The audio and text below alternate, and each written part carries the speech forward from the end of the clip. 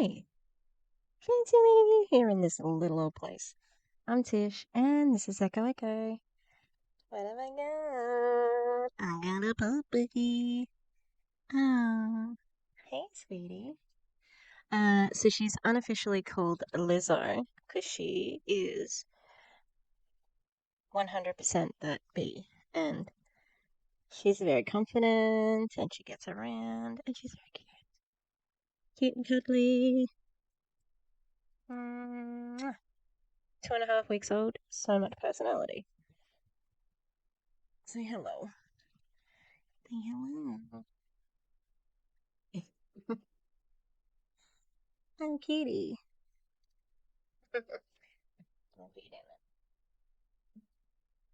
Hello. So this is the third time I'm trying to film this.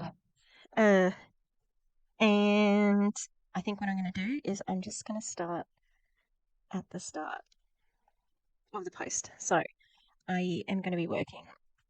This video is going to be about a post that Jessie Lee Ward put up on her Facebook a couple of weeks ago now, when she was visiting Auschwitz, and what do you think she did? A, she went to Auschwitz and just said it was a special experience and one she'll never forget. B, she said she didn't care, and she was rude to people. Or C, she used the trip to Auschwitz to put forward her own agenda. Which one do you think is true? It's C. She used it to put forward an agenda that she has about vaccines. All right. Before we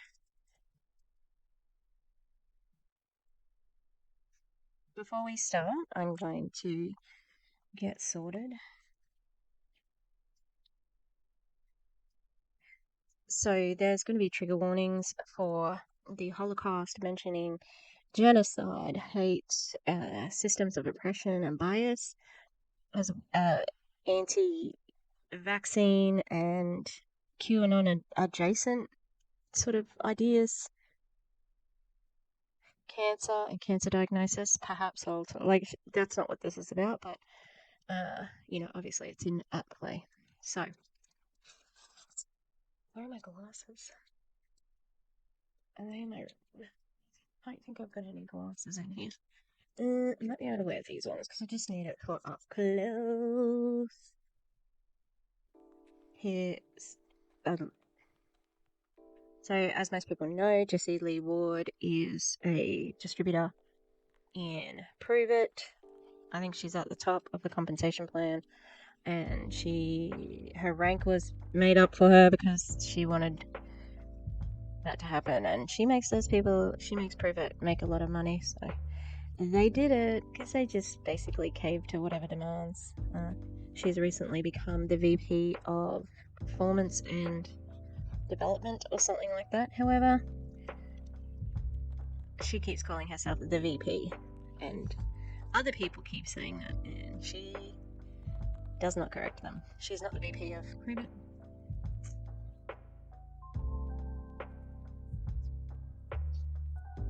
Also, with that position, she's not actually getting paid. She's not a salaried C-suite employee. So it means nothing. Absolutely nothing. So I think it was at the beginning of the year, we found out that she had been diagnosed with stage 4 colon cancer. She went and had a big operation and got a big chunk of her small intestines taken out and lymph nodes. But it has spread and it's metastasized. Ooh, I think I actually said that right. And she is not doing any traditional treatment with it. She is... oh, that's bad. She is saying that she's hitting it with the kitchen sink, but... I'll take that. Sorry, the glare was bad. However, she has refused to do chemo, which is her right to do, as somebody who believes in body autonomy. She can do whatever she likes. The problem arises with her that she is influencing others to do this. And these other people may not have the means that she does. She has all the money in the world to throw at this illness, and she's still choosing not to do the thing that's recommended. But she's also shitting on cancer patients, chemo patients, and people who don't support her the way how she's treating it. DC has been covering her extensively because she's been going live, and I believe that this is a shock and sell moment, especially this one. There's been a bit of a plateau of people covering Jessie Lee, because it's like, how many more times can we say that she's not a good influence? You know, it just seems redundant at this point, because the commentary is true on every video. And DC's been covering it extensively, and I think that she's been doing an excellent job. And I've heard her say, like, I don't know if I'm the right person to do this. And I think she is. I think she's doing a fantastic job in advocacy work, and really using her influence for good. And it is about speaking out against that influence, not against her choices. I don't think it's a good idea. That's just my opinion. But it's her right to do whatever she wants to do. And look, I had thought that I was not going to ever make another video about her, because I'm like, been there, done that, seen it. I hate it. She frustrates me, and I don't want to deal with it anymore. But coming out of retirement, just for this, so get the old iPad, because I have notes. So this is another thing that's going to be very different for me. I sort of have a script. Why? Because it's a very important subject to me and to many people, like not just me. I don't want to be like her and center myself in this, because that's what my problem is. She's not talking about the Holocaust and going to Auschwitz to talk about that. She has centered herself in that post as being the subject, and it's not okay. It's anti-Semitic, and she can disagree all she wants, but she's a very anti-Semitic person. So we are going to... Now I've got permission from the Clown Town to use an excerpt from one of their videos, because it was a really good, concise sort of summary of how Jessie Lee is a bigot. And BT dubs, that's the name of the video. Go watch it. I'll link it in the cards. Change. Okay. Remember. Okay. Okay. So this is from their video. I got to Israel and I was disgusted. I looked around and like, these men on this app are disgusting. Like I look around the streets of Tel Aviv, I'm like, disgusting. So me saying that I'm unattracted to Jewish people as a whole has nothing to do with the kinds of people that they are. I think they're wonderful. I said Jew because he's a Jew. That's like, hey, I'm Christian. You don't like my tonality? I don't really give a crap about it. I don't think. How can you say that an entire people, Israel, they're disgusting? And then the way that she says a Jew, the way she says it is just disgusting. Like, there's no respect on it, you know? By the way, where are you from? Israel. And I'm like, for the first 6 weeks of our relationship, by the way, I literally thought he was lying about being Jewish. God, she's disgusting.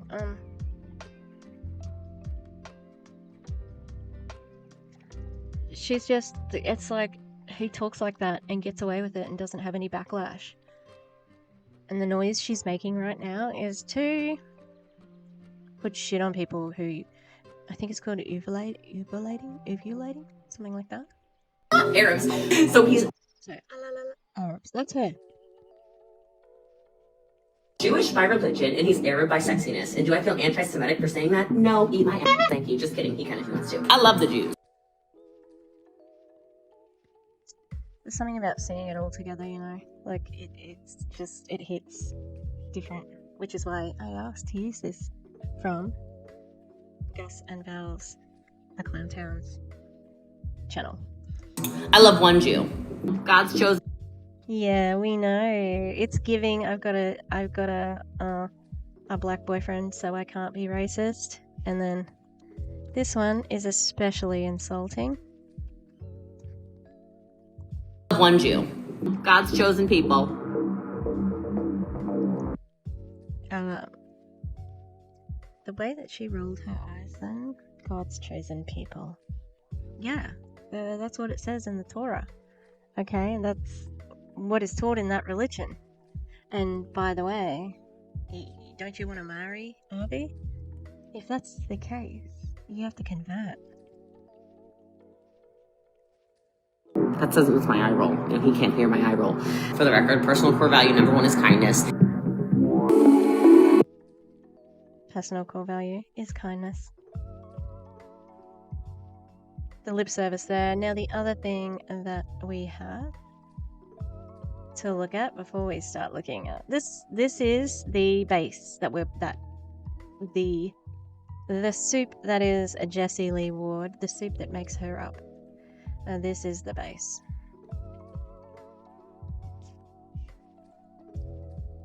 Where's that? Snapshot. So she has done blackface before. She used to be very much into makeup, and she did this series of I think she did a movie look each day, and she is doing blackface from Black Panther. Everybody knows blackface is bad. It's wrong. She could have still done this character without painting her face brown. So I'm not going to take any excuses for that. The next thing we have is the yellow face, and I think I've heard her say that there's Asian in her DNA. She's not black. She's not white, sorry. But she's not black either, so she shouldn't be doing blackface. Alright. What she's portrayed in the yellow face is very stereotypical as well. The geisha, I don't know. It just feels uncomfy. She may feel some affinity to it. And then we've got the golden sphinx, or the ancient Egypt look. Again, that's an African look, which even though it's gold, it's definitely meant to have that look of brown. So I've also heard her be racist in referring to languages in China, which there is no language called Chinese, but she has used that term. She's talked about an acupuncturist who, and she was mocking the way that the acupuncturist was talking, and she was like, like that, and then she went on to say that the acupuncturist was actually speaking English. So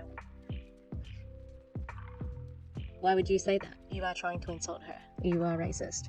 And I've already done commentary on that in one of my previous videos. If I remember, I'll put it up here. So, as I said, I wasn't going to react to this until I watched the beginning of DC's video, and I thought it was excellent, and it really inspired me to do this video. And I just want to read the caption that DC put on her reel on Instagram, because it's excellent. One voice speaking out against racism, anti-Semitism, the silencing of marginalized voices, and history erasure can have a powerful impact. It can be the start of a movement, the spark that ignites change. When one person stands up and refuses to remain silent, they give courage to others to do the same. It's about using our privilege and platforms to amplify voices that have been silenced for far too long. It's about acknowledging and honouring the experiences of others, even if we don't understand them ourselves. It's about recognizing the injustices and inequalities that still exist in our society and committing to work towards a better future. One voice can make a difference, and together we can create a more just and equitable world for all. So well put, fantastic, very inspiring, and that's why I'm here. So thank you for the inspiration, DC. So what I'm going to do, I'm going to break down her post, and hopefully, so like I said, I've filmed this 3 times, and I just got too carried away with the history because I love history. I have taught history in my time, and it's one of my favourite things. I've been to Germany twice, I've been to concentration camps, I've done all these things, I know what I'm talking about. And I just want to debunk some of what she's saying. My thing says, poison the patriarchy. It looks like it's fading and I love it, so I need to put something on it that says, it keeps it. Okay. Alrighty, so, when,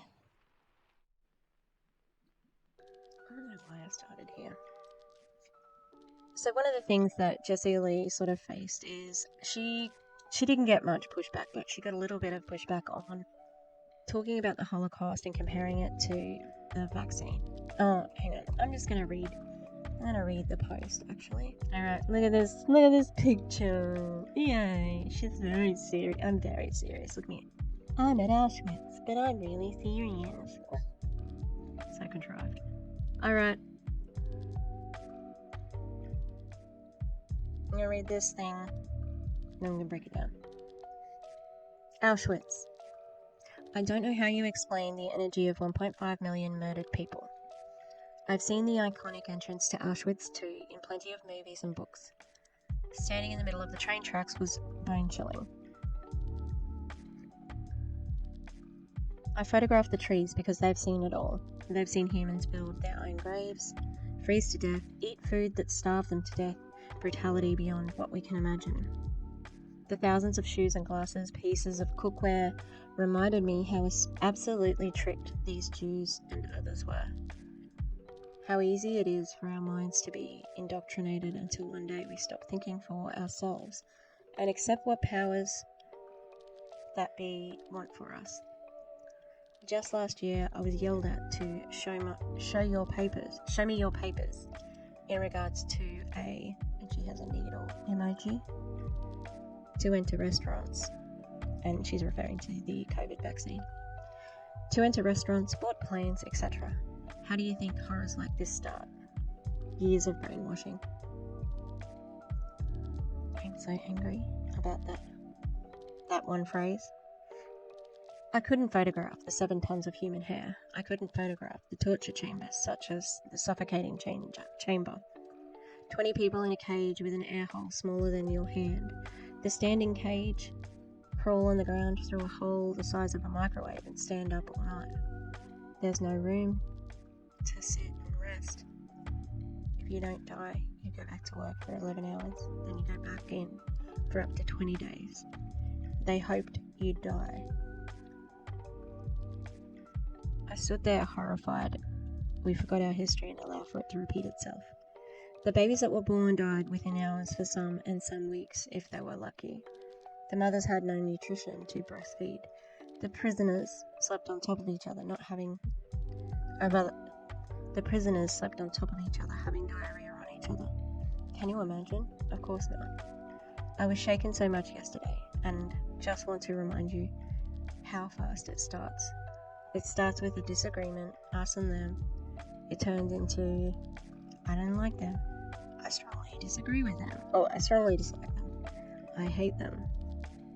Then it's sport to kill people because you, for some reason, think you are superior. Morally, religiously, race, gender, whatever. If you wonder why my number one personal core value is kindness, I was dramatically reminded yesterday how important that kindness is. Be careful when you trust the system. They killed intellectuals because they knew they'd cause.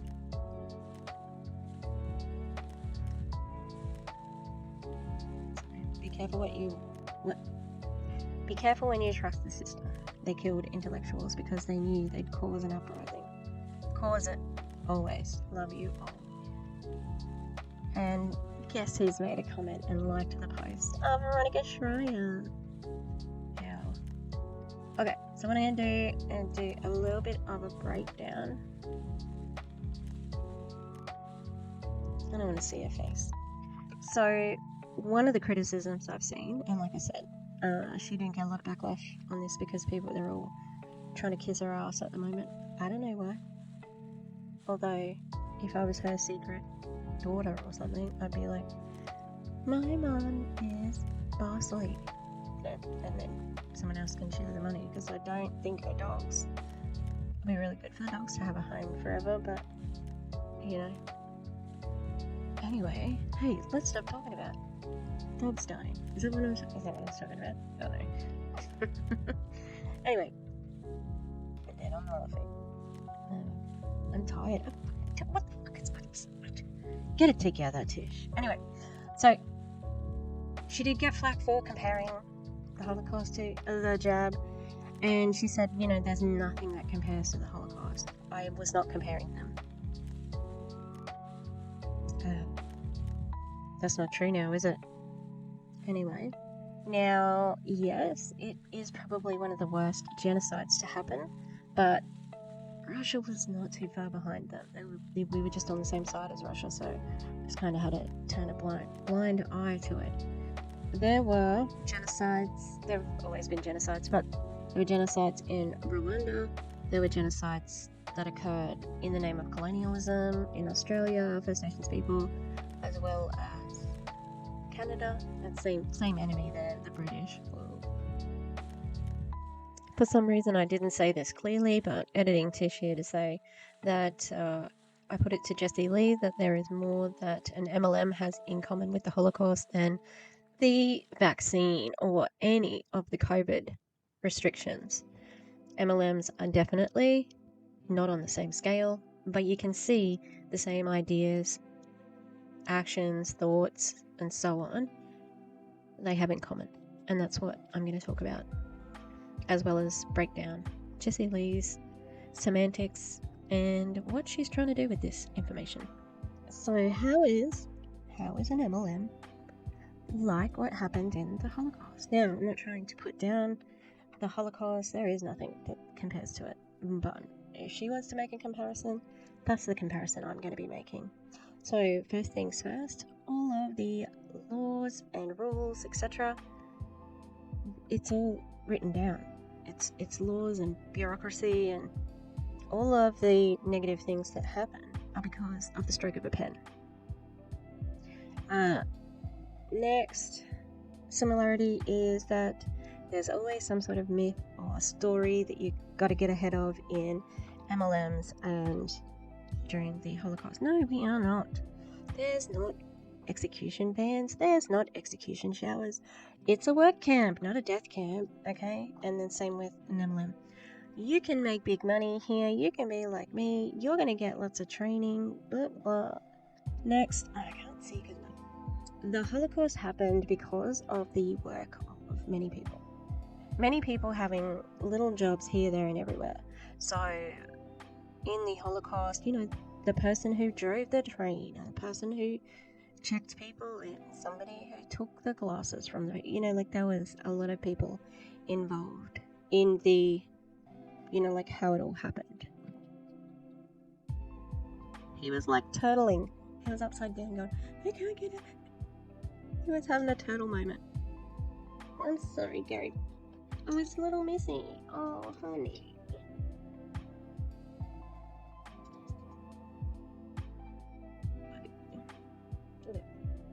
There's a lot of people that need to be working in that system for it to work. That's in the Holocaust, that's in MLMs. Everybody's got their part to play. And if they weren't all working in that particular way, then the whole system would stop.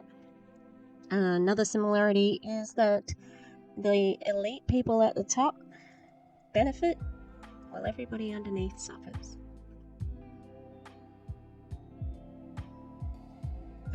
So I'm going to start breaking this down. There may be more similarities. You might spot some. You might have some ideas. Please share them. So, that first one, I don't know how you explain the energy of 1.5 million people. I also had wondered, like, why was she going to Auschwitz now? Why now? She has been to Europe many times, and I've never seen her sort of like advertise that she's going to Auschwitz. Also, Auschwitz was the most effective of the death camps. They killed a phenomenal amount of people, like thousands per day, and I think a matter of hours from the train to the gas shower and death. So it was a very successful death camp. So I am wondering, like, why now?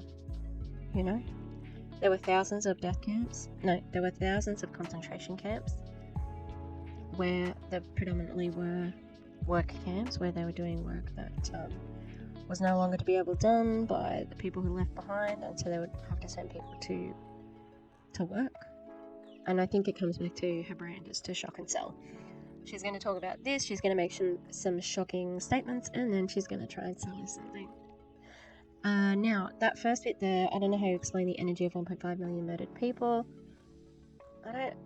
This is a strange way of looking at it, because there's a lack of energy, do you know what I mean? Like, it's like the energy is zapped away. It's very weird. I would say, so I've been to Sachsenhausen, which is a concentration camp that was just outside of Berlin, and I would say that there's a stark silence. It almost feels like it sucks the energy out, and it's an eerie silence. And I think it's only something that can be felt. I can't describe it, but yeah, there's something in the air. The other thing I'd like to make a statement about is that the Holocaust didn't start with Auschwitz. There were many small steps that led up to that. It was one of the crowning glories of the final solution, but it didn't start there. Oh, I need to look at the pyramid of hate. So the reason why this is why any of us speak out about hate speech, alright? And about people who are doing these, what seem like minor things, because this is where it ends up, in genocide, okay? So where we go, it builds on it, alright? So a biased attitude could be stereotyping, insensitive remarks, a fear of differences, non-inclusive language, microaggressions, justifying biases by seeking out like-minded people, accepting negative or misinformation, screening out positive information. So you can absolutely see this with so many parts of Jessie Lee's life, especially things like insensitive remarks. She's always sort of hiding it with a laugh. I think it's terrible. She does not use inclusive language. She, says she uses archaic language that is not inclusive, and that's a conscious choice for her. She definitely has a bunch of yes people around her who basically enable what she's doing. And yeah, that's kind of where it starts. There's little jokes, things like that. So they're the biased attitudes, and we've got acts of bias, bullying, ridicule, name calling, slurs. Oh, I can't say that word. Epithets, social avoidance, dehumanization, biased or belittling jokes.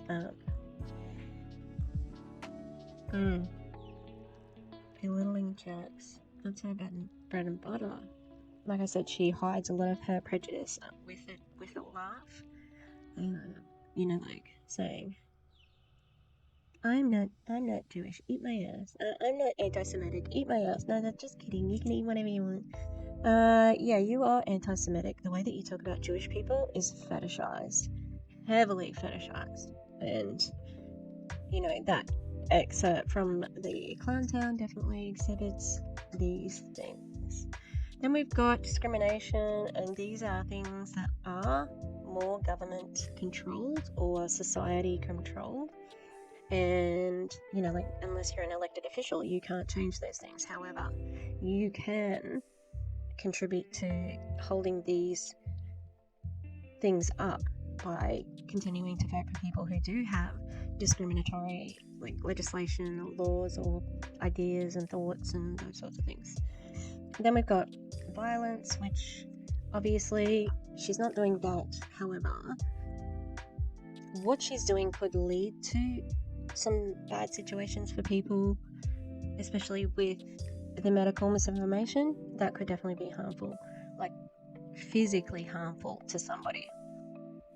Oh, I just want to add the other thing that JL does. So she's got the fat phobia as well, which is a function of white supremacy. There's a lot of that connected to it. Yeah. The discrimination is definitely where she can be speaking up, but, you know, like, in her own cancer journey, she said, what, do poor people just die? Is that what happens when they have cancer? Yeah, that's what happens. And you don't care, because she's like, I'm gonna write a book about this. It's just, the healthcare system is crazy. I'm gonna write a book about it. Okay, why don't you just try to, I don't know, enact change by having, you know, using your money for good instead of selfishness. And you know what she says about people who can't afford their healthcare? Oh, you should join my coaching program or get in my downline. Disgusting. We know that she's anti-Semitic. She says Arabs are hot. I've heard her say that her boyfriend doesn't have a Jew nose. Oh, but she's not anti-Semitic, people. Gross. All that to summarize. If we do not catch each one of these levels, then it builds to where we are, which is why we have to speak up at the bottom level, because of where the top level ends up. That's just one really important thing to think about. If you would like to do anti-racism work, I'd highly encourage that.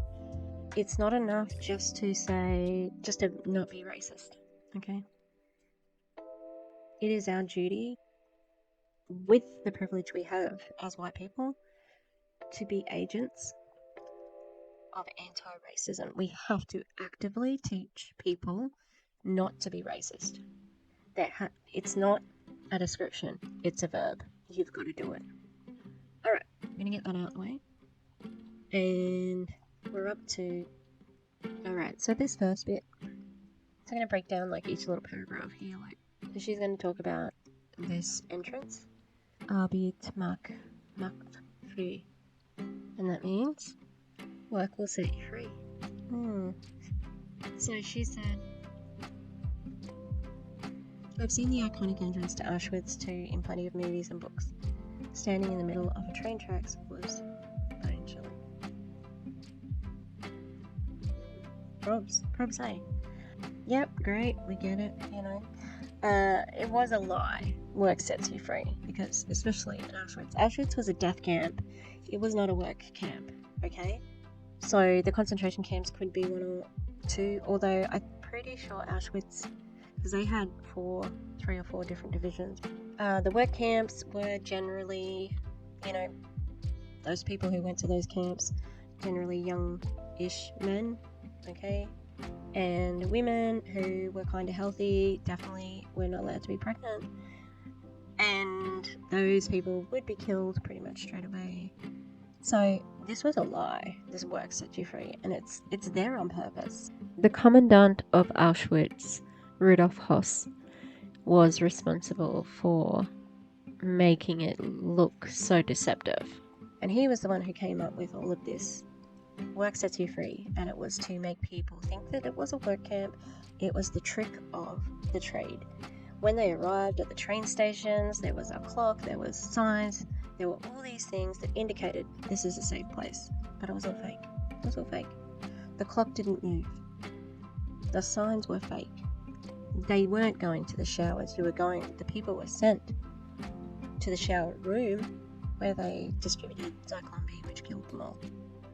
So there was a deception there, and the work set you free. That's the beginning of the sentence. The deception. As soon as you walk in that camp, work doesn't set you free.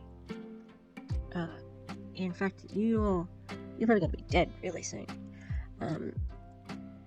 So that was part of tricking them. And a lot of people have in the past said, how did the Jewish people, just get led like lambs to the slaughter? Where did they go? How could they have gone? I would never go. However, as we've said already,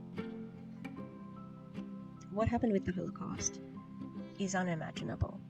No, we can't even picture 11 million people. What does that look like? And they were, murdered. And all of these things happening en masse. Whole families being wiped out. Being, going from the train to the gas chambers within 4 hours, and just thousands and thousands and thousands of people being killed every day. It was unbelievable. Especially because the Germans were known to be a very advanced society. They had the best thinkers, the philosophers, they had inventors, they had a very civilized society, and people thought it wasn't possible. They heard rumors. They had heard the rumors, but they didn't believe they were true. And when they did work it out, it was too late. It was too late. And it's not on them, that's victim blaming, okay? They were thoroughly tricked. They would receive official paperwork. Everything was official. I tell you one thing, the Nazis loved their paperwork. Oh, yeah. Now, I would say that MLMs do the same thing, the bait and switch. You can come here. You can become a millionaire.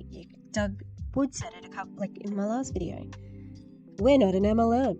And also, somebody can join this business tomorrow and be as successful as me. Blink, blink. No. Okay?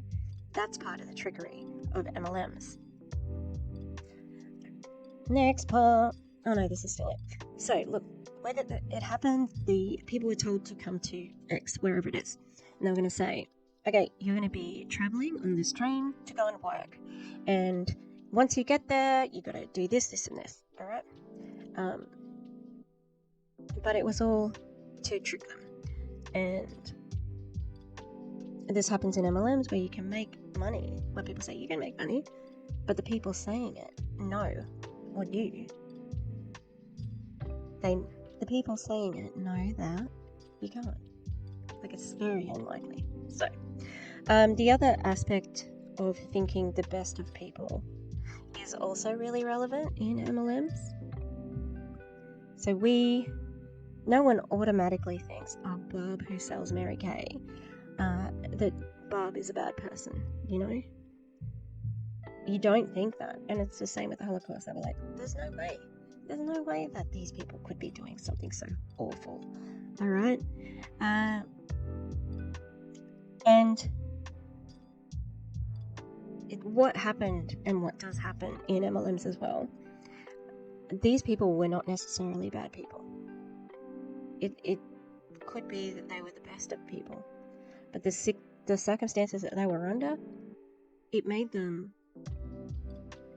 create this alternative sense of self. And it's like the Stephen Hassan says, the cult self and the self-self. And, people definitely have compared, not the Nazi Party, National Socialism, of being a cult, and I would say that it fits so many aspects of that. But, having that cult mentality of this is for the good of everybody in this situation, even if I am not inherently a bad person, when you go along with that, you're not making a choice, you're being manipulated to make that choice and make you think it is. So, like MLM people, they may start out, we always talk about victim and perpetrator, they might start out as a victim and become a predator because of how their time evolves in an MLM. Working. And if we're looking at it from Jessie Lee's point of view, Work sets you free. That's all she does. She's kicked everything into like overdrive as far as working goes. You know, like she got this diagnosis and she has not slowed down. And it's okay to slow down, you know. So work does not set her free, you know. Alright, so the sign was one of the deceptions that were meant to lull prisoners into a false sense of security. So I'm going to go into the next part. I photographed the trees because they've seen it all. They've seen humans build their own graves, freeze to death, eat food that starved them to death, brutality beyond what we can imagine. Okay, I don't like that phrasing. It's very strange. Of eat food that starved. You can't eat something that starves you, you know what I mean? Just a subject-verb agreement there is not good. And I get it, like, yeah, the trees did see it all. I don't know. It feels like it's being deep, or it's sounding deep to just sound deep. There's not much more to that. The thousands of shoes and glasses, pieces of cookware, reminded me how absolutely tricked these Jews, the Jewish people, I hate that she doesn't say Jewish people, and others were. How easy it was for our minds to be indoctrinated until one day we stop thinking for ourselves and accept what powers that be want for us. You cannot indoctrinate a mind, but you can indoctrinate, like, somebody, the person, you can indoctrinate them. But I'm just like, what are you trying to say here? Who stopped thinking for, like, who are the people that she's talking about? Is she talking about the Jewish people or the people in power or like, it's all very confusing. Was it the Germans who stopped thinking for themselves? You know? Yeah, so not all Germans, and sorry, what people need to know, not all Germans supported the Nazis, okay? So, yes, they were tricked, but there were powers out there who were actively resisting and telling people what was happening. Yeah. There was a big campaign of anti-Semitism in the German, like, society. However, even the Nazis had to hit their people, the Germans, with the anti-Semitism at a certain point. So what had happened was there was an event called Kristallnacht, and that stands for the Night of Broken Glass, and it happened in 1938. So there was an action, and they were going to boycott Jewish shops, and one of the things that they wanted to do on this night, and it was something that was advertised by the Nazi Party in their propaganda to say not to shop with Jewish people's shops. And they went and harassed shop owners and smashed lots of glass, hence the name Night of Broken Glass, and were generally harassing Jewish people.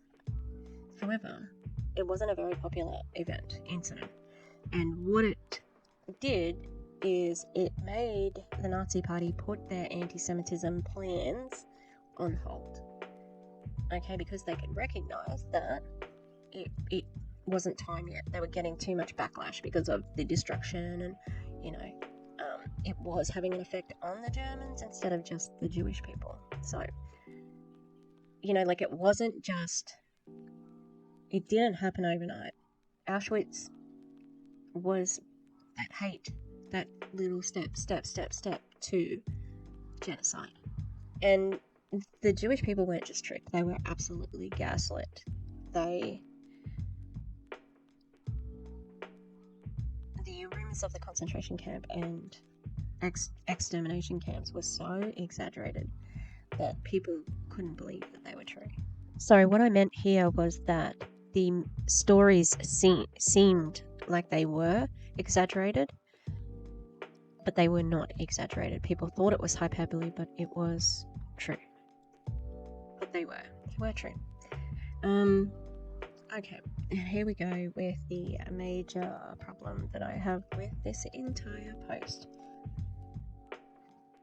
just last year I was yelled at to show me your papers in regards to the needle COVID vaccine, that's what she's talking about, to enter restaurants, board planes, etc. How do you think horrors like this start? Years of brainwashing. First of all, what years, bitch? Like what?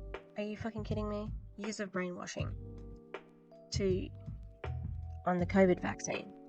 And, is she an anarchist? Or a libertarian? I don't think so.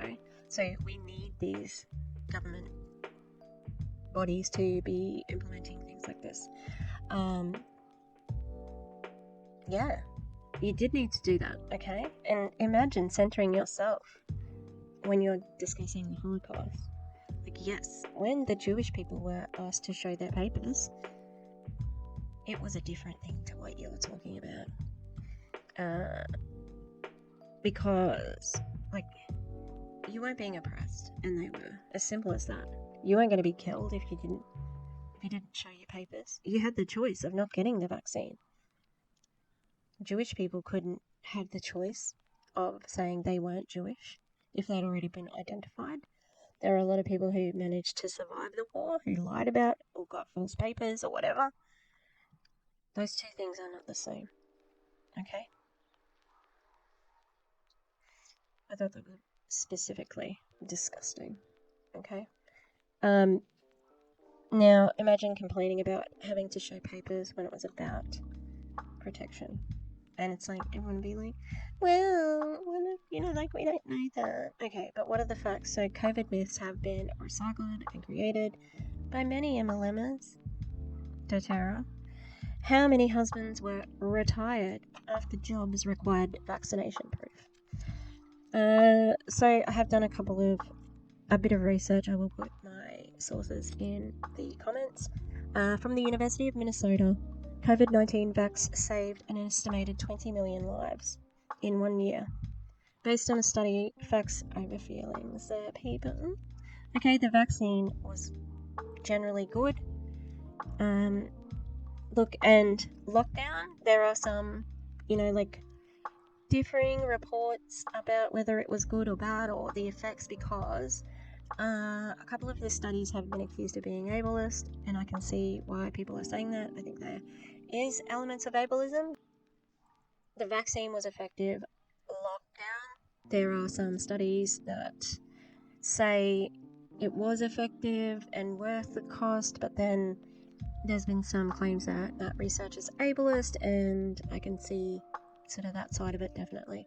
So the vaccine, given the situation of an impending pandemic without vaccine and or treatment, I think that people did what they needed to do to protect the most people.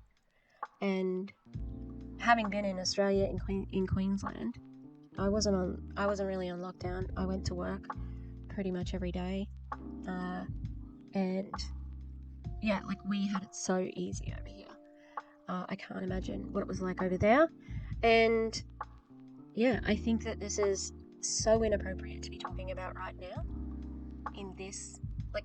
Go to Auschwitz and honor those people. What the fuck are you bringing this up right now? It's your agenda. This is the shock and sell right here. I'm gonna shock you with all this. Okay. What sort of brainwashing are you freaking talking about, by the way? That vaccines work? The horrors of you not being able to go into a restaurant without showing your papers, okay? Could you get delivery? Probably. Board planes? Haven't you got access to the Prove It jet?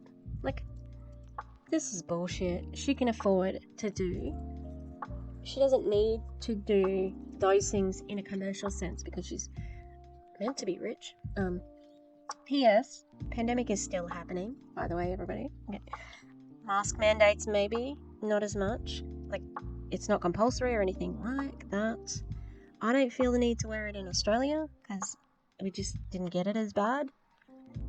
But it's still nice if you wear that mask because that can help people with chronic pain and long haul COVID, all that sort of stuff. Okay, gonna move on. I couldn't photograph the 7 tons of human hair. I couldn't photograph the torture chambers, such as the suffocating chamber, 20 people in a cage, air hole smaller than your hand, the standing cage. There's no room to sit and rest. Okay, she's just describing torture, right? Okay, you couldn't photograph it. I mean, there are photos, so why would you want to? I don't know. It's out there. This standing cell definitely did exist. But Auschwitz was a death camp. The goal was killing everybody. And apparently they removed the standing cells in 1943. I must have researched this, so I'll put the source down. And I think that it was a pretty small camp. It was small in size, or, the series of camps was quite large, but the death part of it, death camp, which is I think Auschwitz too, there wasn't many people there. That was a place where people just were cycled in and they just died within hours. Death was the main output. Workers were more important elsewhere, but there was only a small staff, and it was manned by the Sonderkommando, which were the special command units, who were Jewish, and that was how they stayed alive. However, every few months they would cycle through a new Sonderkommando unit, and then they'd just keep recycling over and over and over. So yep, there was punishments.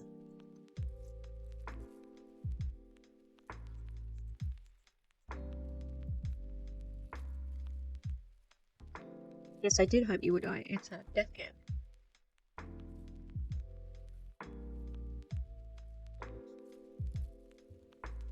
Now,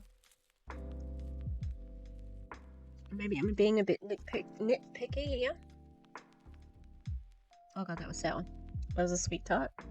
It was more tart than sweet.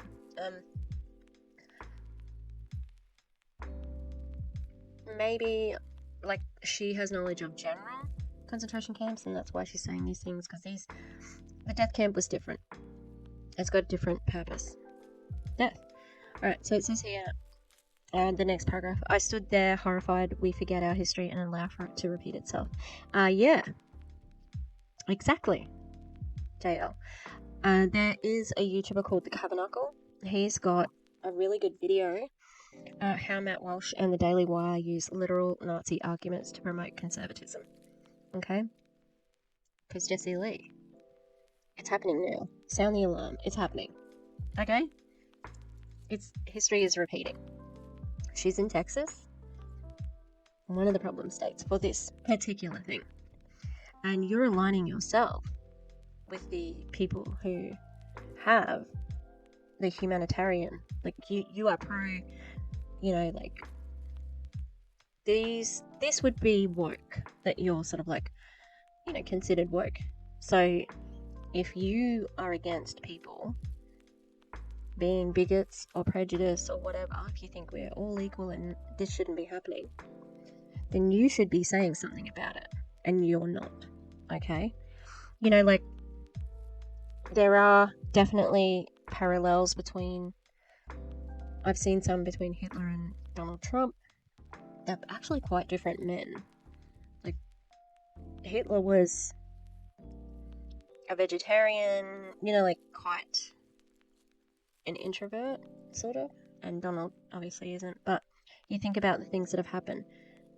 The January 6th insurrection, very similar to the beer hall putsch, which was when the Nazi party were like, we're going to overtake the government, woo! And, they took over, they were going to occupy, the government, and it was a coup, or an attempted coup. It wasn't successful, sorry. They had people from the army, they had a division of the army who was with them, it well could have been a successful coup, but in the end it wasn't, and Hitler ended up getting a light sentence for treason, but very similar to the January 6th insurrection. we've got the use of propaganda. Fox, similar to Der Stürmer, which was one of the Nazi Party's biggest propaganda machines. We look under the leadership of Ron DeSantis. Florida is adopting a lot of the worst of Nazi life. Book bans targeting hate, especially to LGBTQIA plus people. Immigrants, like definitely that fear around immigrants, using fear to control despite the contradictions. And this is where they say we need to protect children, and so we're going to ban drag, while they aren't the worst predators for children, and while guns kill children, and you don't want to have school meals for children. You only want to protect children when it's in this other agenda, okay? We're going to go back to the pyramid of hate.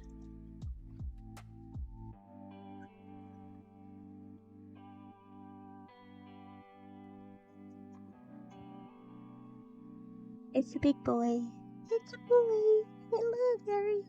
Gary BC. Gary Fussy. Fussy, fussy boy. Okay. So obviously, if we don't address hate on those other levels, we get the hate on the red level. It's happening. I had a thought the other day about, like, they almost need refugee status. Like LGBTQIA plus people in Florida almost need a refugee status to get the flock out of Florida. I'm so worried for them. Gary. The babies that were born died within hours for some, and some weeks if they were lucky. The mothers had no nutrition to breastfeed. The prisoners slept on top of each other, having diarrhea on each other. Can you imagine? Of course not.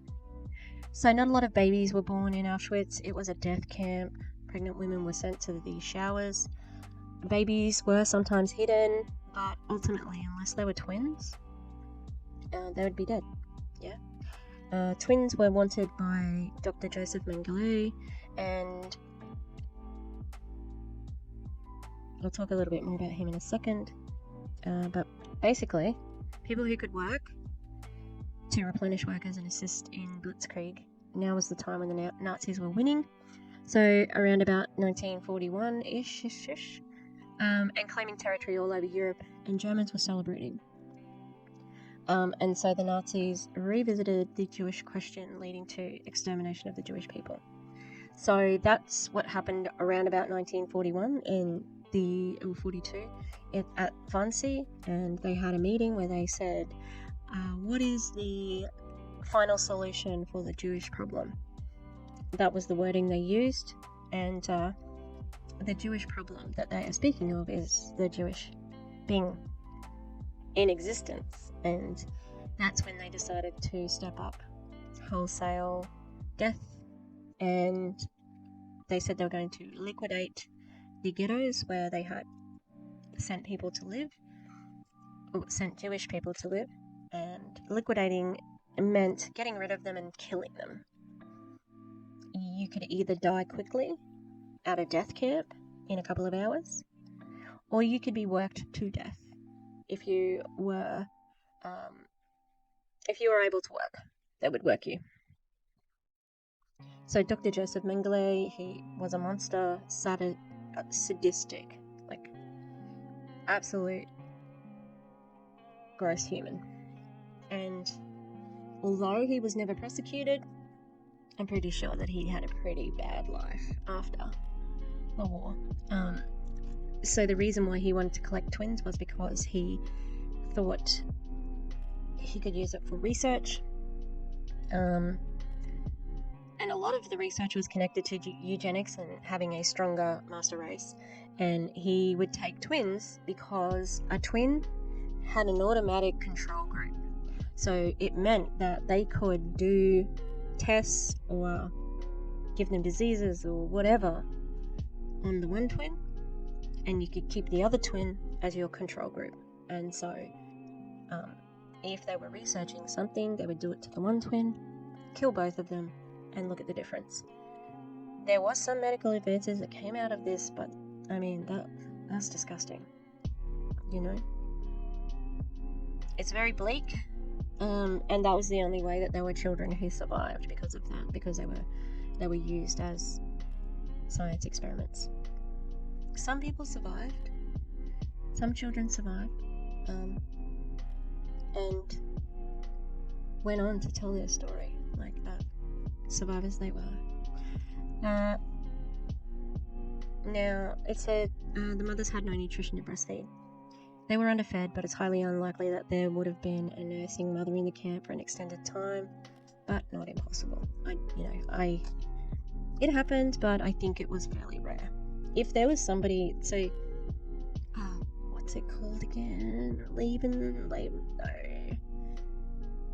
If there was a child, so what they wanted to do as Germans, the eugenics thing, they wanted the master race, and that meant they were encouraging people who had Aryan genes, blonde, blue eyes, tall, whatever, that Nordic tradition. They were encouraged to have families, and even men were encouraged to have mistresses, and there were homes where you could go and get, women who could have extra children. You could adopt. You could adopt children who were taken from Polish or Jewish or whatever, who could pass as being like Aryan. Okay, blonde hair, blue eyes. Lebensborn, I think it is something like that. Okay, and they're the only children who would have lasted. The next thing, the prisoners slept on top of each other, having diarrhea on each other. Like that, it just feels gross to say it like that. Well, like, they weren't just shitting on each other. That sounds like you're saying they're savages. Yeah, they were robbed of their humanity. When I have seen the liberation footage of when the Americans went into Dachau, and there's just people standing there naked, but they don't look human, because they do not have an ounce of, it's just a skeleton, a walking skeleton. That is dehumanizing. So I don't think that people are just like, they're shitting on each other. It sounds so sensational when she's put it like that. Conditions were bad, but it just seems like she said that just to be gross. Usually people discuss, and when they're talking about this sort of thing, they talk about unhygienic conditions and diseases that were spread quickly, including typhoid and dysentery, and they're poopy illnesses, okay?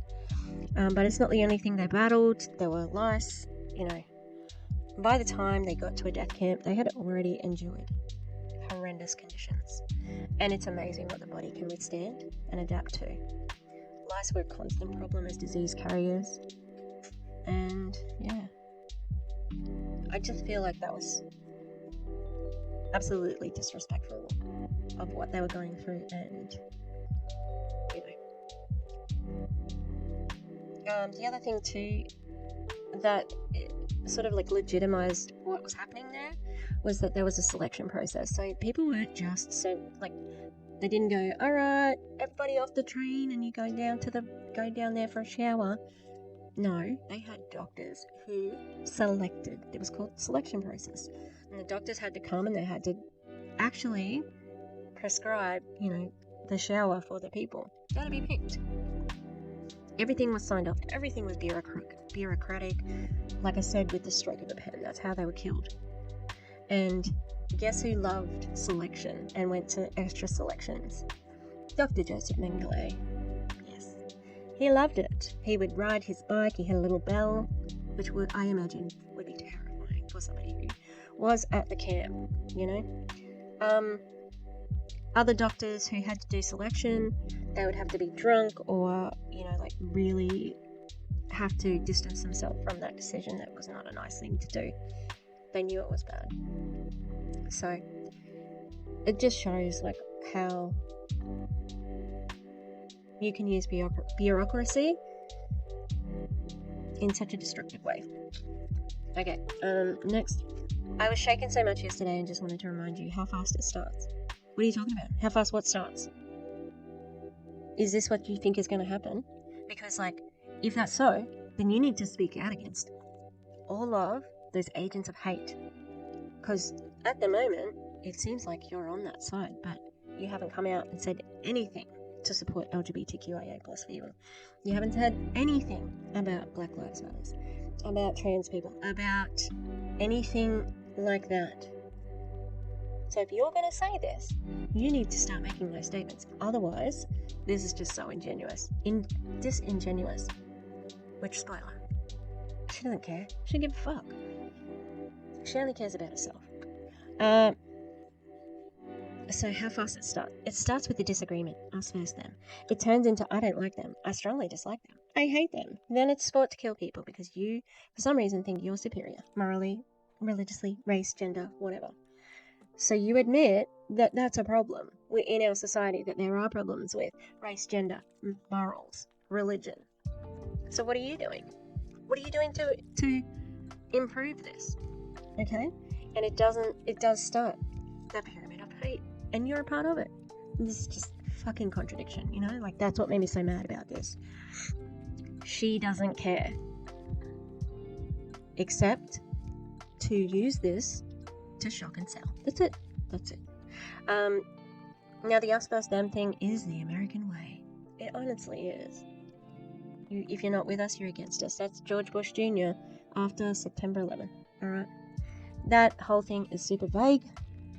It's word salad, meant to make you think that she's a good person because she sees herself as morally superior. But she's not. She's not morally superior. She's bigoted. She uses her influence to spread misinformation. And she's a scammer. She makes money off people.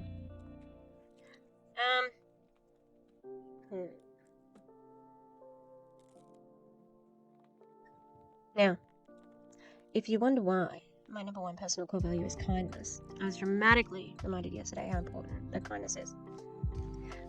I think you'll find that kindness was never going to help during the Holocaust, okay? The people who survived had to be ruthless. They were often standing on the shoulders of people who were just like them, because if someone else survived, it may put your survival up into question. So you had to be every man for themselves to get through it. Kindness has nothing to do with that. And ironically, that's how MLMs are as well. You have to be so selfish to be in an MLM, you know? So kindness, she's not kind. She's nasty. But it's all like social justice warrior dog whistles, all these. They're like, I'm like this. No, you're not. We know what you are. We can see. Just because you officiated Sydney's wedding, it doesn't mean that you're okay with the queers. Okay. Be careful when you trust the system. They killed intellectuals because they knew they'd cause an uprising. Cause it always, love. She's positioning herself here as an intellectual, and that's just no. That's my prepared notes done. And you know what she said? After a few days after being in Auschwitz? She said, "I'm not sleeping well since Auschwitz. It wrecked me." Fucking wrecked you. Wow. And that's it in a nutshell. So, look, I think it's a bullshit. I know that it was bait for the anti-MLM crowd. And, yeah, hopefully this was enjoyable. I don't know if this is going to be even a palatable video. I just wanted to get it out because I had a lot of feelings about it. And, yeah. Now, I want to do one more thing. I want to play you a video, right? Because remember how Jessie Lee said that her number one key core value, sorry, is kindness. Let's have a look at this video. How do I feel about the YouTube videos, the TikTok videos? I love it. I was waiting for a brand boost. He did it right when the accelerator opened again, so thousands of new eyeballs on me. It's amazing. 2 people who would have never qualified for the trip would have never gone because they knew they would have never been able to physically finish it. Like, for real, look at them. I'm saying what I'm saying, and yes, I am. Are making opinions? Like, were you there? The diabetic who could have died. Really? Did you talk to her? Did you talk to the 15 people that I took on the trip? Or is it all your opinion? And then you try to get people riled up for views. Cool. Thank you very much for building my brand on the day that I have a $22,000 weekend up. Thank you for the brand boost when my accelerator's open. Thank you, haters.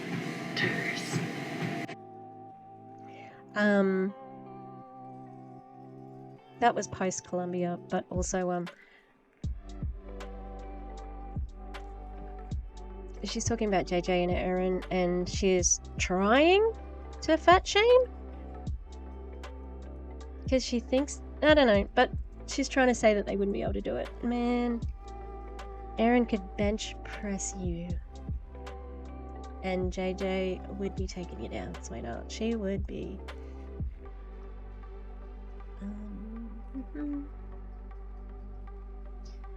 Yeah, so that's her, remember? She's her core value, kindness. Yeah, I'm saying what I'm saying.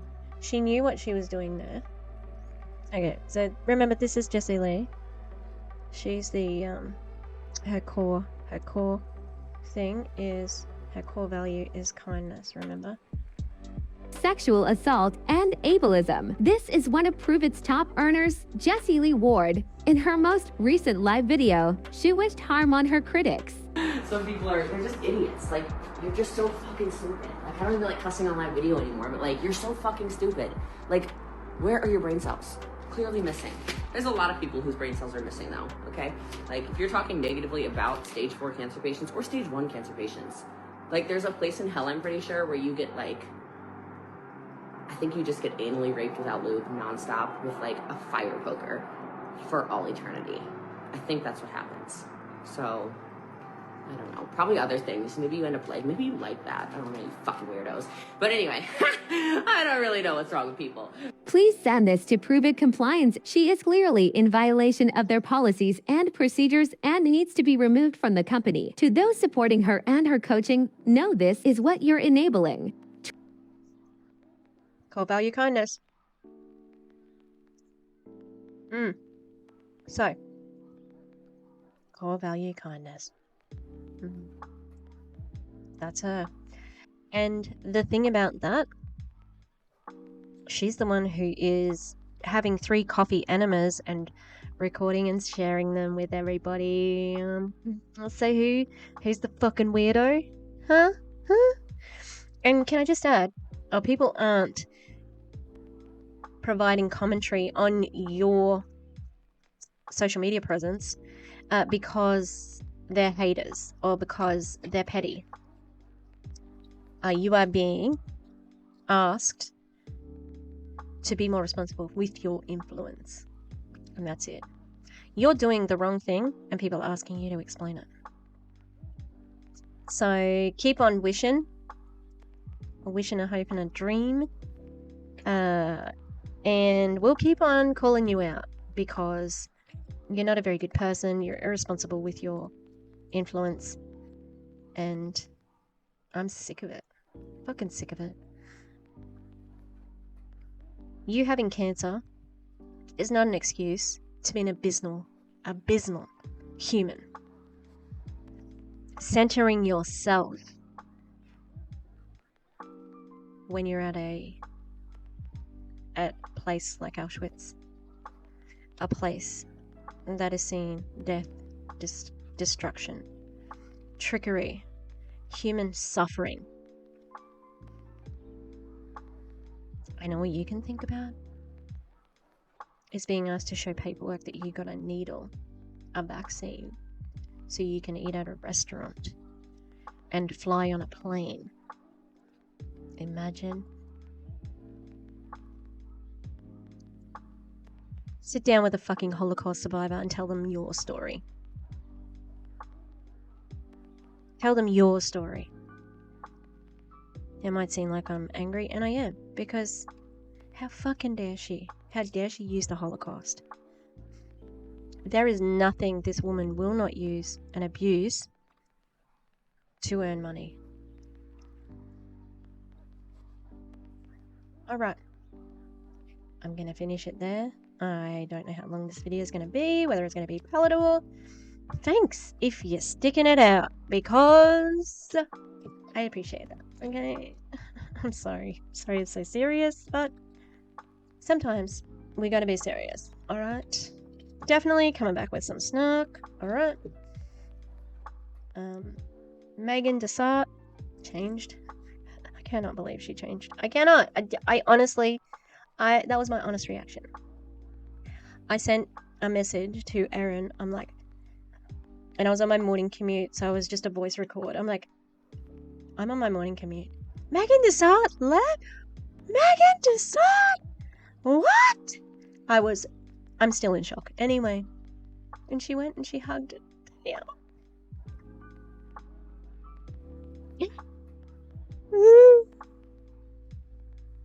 She was on leaderboards 2 weeks ago to go to the Costa Rica trip or something. I don't know, some leaderboard.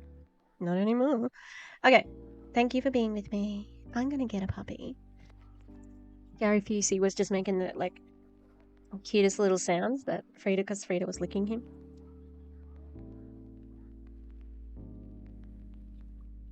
Alright. Hello. Okay, here's a little palette cleanser. Hey, baby. Hey, baby. Say hello. Hello, bye-bye. Oh, she's getting wrinkly now.